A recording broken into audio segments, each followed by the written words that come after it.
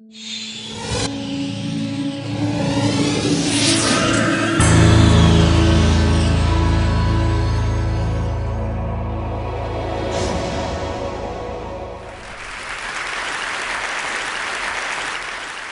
a look at this picture. It poses a very fascinating puzzle for us. These African students are doing their homework under streetlights at the airport in the capital city because they don't have any electricity at home. Now, I haven't met these particular students, but I've met students like them. Let's just pick one. For example, the one in the green shirt. Let's give him a name too, Nelson. I'll bet Nelson has a cell phone. So here's the puzzle. Why is it that Nelson has access to a cutting-edge technology like the cell phone, but doesn't have access to a 100-year-old technology for generating electric light in the home? Now, in a word, the answer is rules. Bad rules can prevent the kind of win-win solution that's available when people can bring new technologies in and make them available to someone like Wilson. What kinds of rules? The electric company in this nation operates under a rule which says that it has to sell electricity at a very low subsidized price. In fact, a price that's so low it loses money on every unit that it sells. So it has neither the resources nor the incentive to hook up many other users.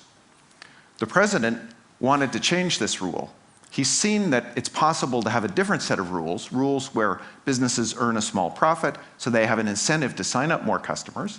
That's the kind of rules that the cell phone company that Nelson purchases his telephony from operates under.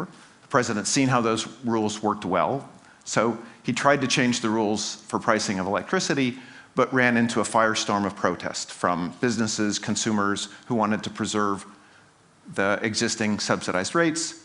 So he was stuck with rules that prevented him from letting the win-win solution from helping his country, and Nelson is stuck studying under the streetlights. The real challenge then is to try and figure out how we can change rules. Are there some rules we can develop for changing rules?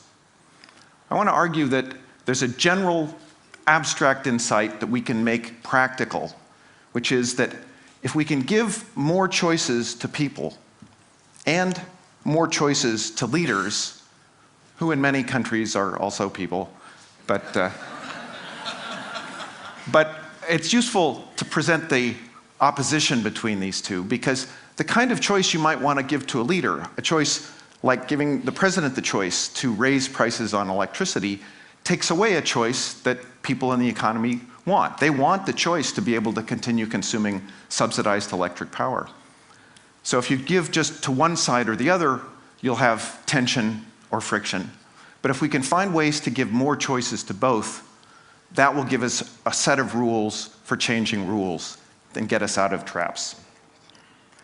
Now, Nelson also has access to the internet, and he says that if you want to see the damaging effects of rules, the ways that rules can keep people in the dark, look at the pictures from NASA of the Earth at night. In particular, check out Asia.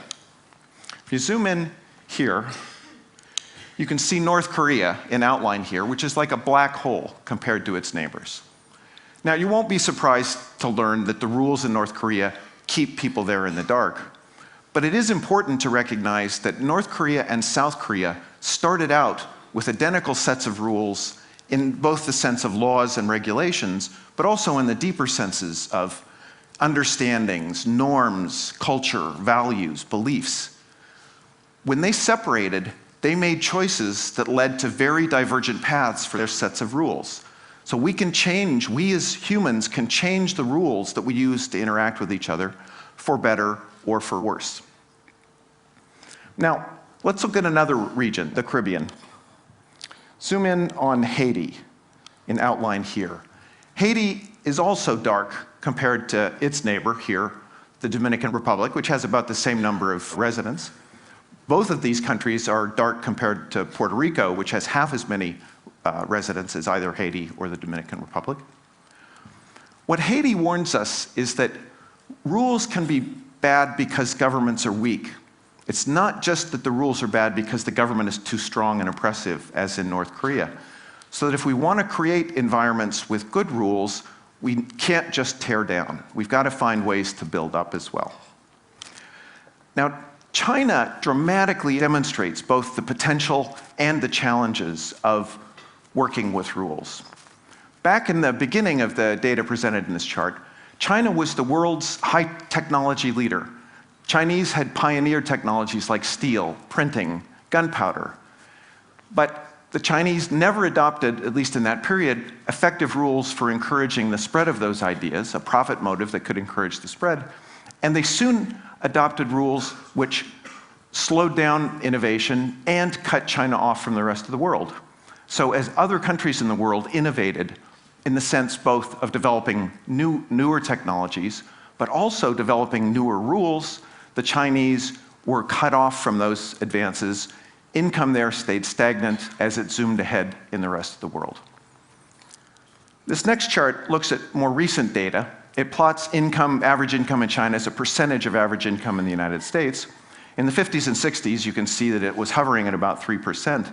But then in the late 70s, something changed. Growth took off in China. The Chinese started catching up very quickly with the United States. If you go back to the map at night, you can get a clue to the process that led to the dramatic change in rules in China. The brightest spot in China, which you can see on the edge of the outline here, is Hong Kong.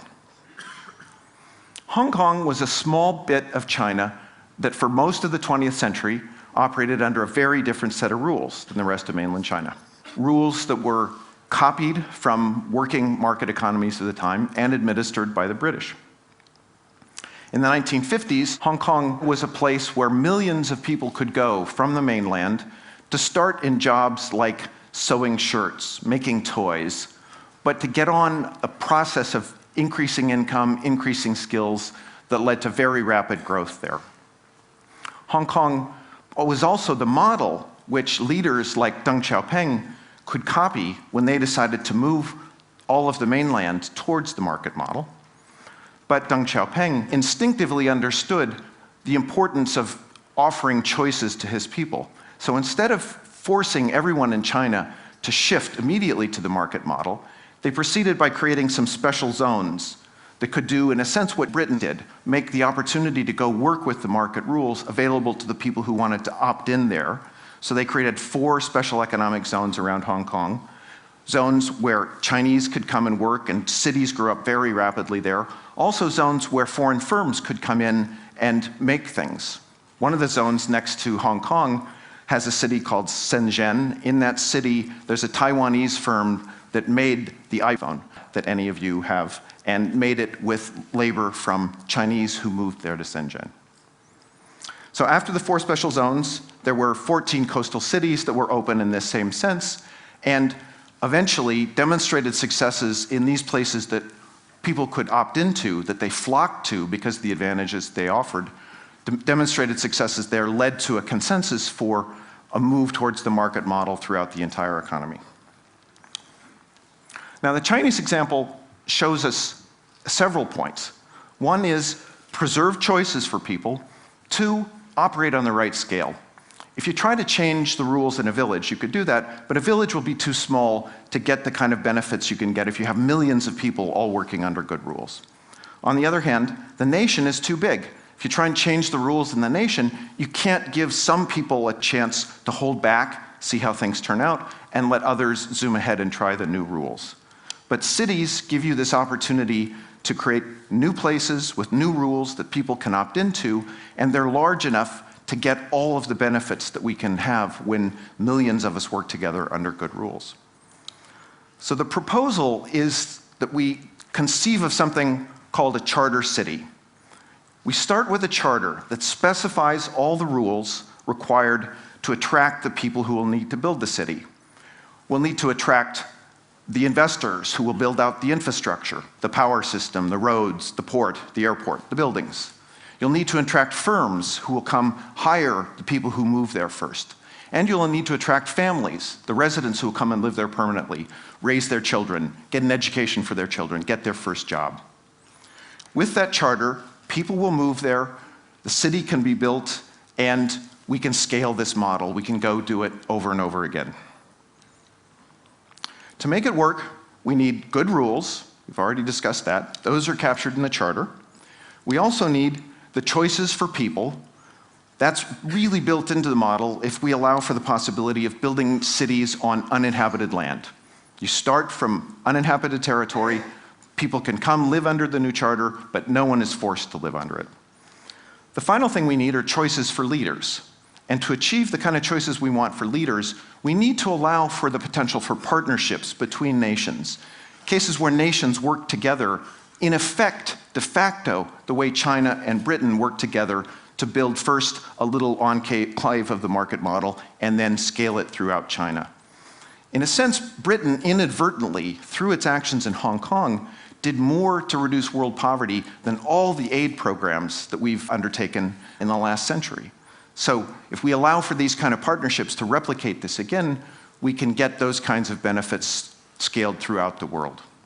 In some cases, this will involve a delegation of responsibility, a delegation of control from one country to another to take over certain kinds of administrative responsibilities. Now, when I say that, some of you are starting to think, well, is this just bringing back colonialism? It's not, but it's important to recognize that the kind of emotions that come up when we start to think about these things can get in the way, can make us pull back, can shut down our ability and our interest in trying to explore new ideas. Why is this not like colonialism? The thing that was bad about colonialism, and the thing which is residually bad in some of our aid programs, is that it involved elements of coercion and condescension. This model is all about choices, both for leaders and for the people who will live in these new places, and choice is the antidote to coercion and condescension. So let's talk about how this could play out in practice. Let's take a particular leader, Raul Castro, who's the leader of Cuba. It must have occurred to Castro that he has the chance to do for Cuba what Deng Xiaoping did for China. But he doesn't have a Hong Kong there on the island in Cuba. He does, though, have a little bit of light down in the south that has a very special status. There's a zone there around Guantanámo Bay where a treaty gives the United States administrative responsibility for a piece of land that's about twice the size of Manhattan. Castro goes to the Prime Minister of Canada and says, look, the Yankees have a terrible PR problem. They want to get out. Why don't you, Canada, take over, run a special administrative zone, allow a new city to be built up there, allow many people to come in, let us have a Hong Kong nearby. Some of my citizens will move into that city as well, others will hold back, but this will be the gateway that will connect the modern economy and the modern world to my country. Now, where else might this model be tried? Well, Africa. I've talked with leaders in Africa. Many of them totally get the notion of a special zone that people can opt into as a rule for changing rules. It's a way to create new rules and let people opt in without coercion and the opposition that coercion can force. They also totally get the idea that in some instances, they can make more credible promises to long-term investors, the kind of investors who will come build the port, build the roads in a new city. They can make more credible promises if they do it along with a partner nation, perhaps even in some arrangement that's a little bit like an escrow account, where you put land in the escrow account and the partner nation takes responsibility for it. There's also lots of land in Africa where new cities could be built. This is a picture I took when I was flying along the coast. There's immense stretches of land like this, land where hundreds of millions of people could live. Now, if we generalize this and think about not just one or two charter cities, but dozens, cities that will help create places for the many hundreds of millions, perhaps billions of people who will move to cities in the coming century.